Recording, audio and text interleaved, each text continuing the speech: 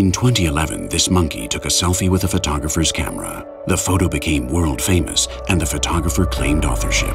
A court of law ruled that the copyrights didn't belong to anyone, but we believe that they do belong to someone. Introducing animal copyrights.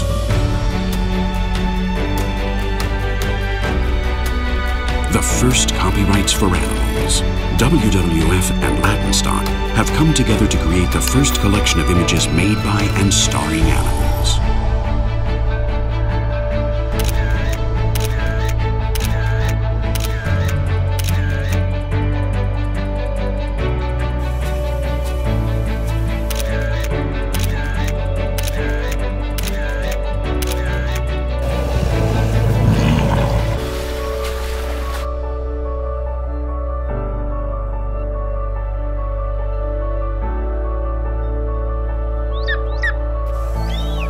They recorded their natural environment for several days, obtaining unique shots.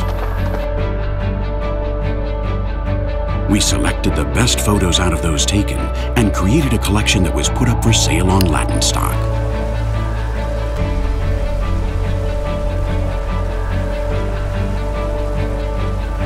Es raro encontrar un conjunto de imágenes tan bonitas, tan espectaculares.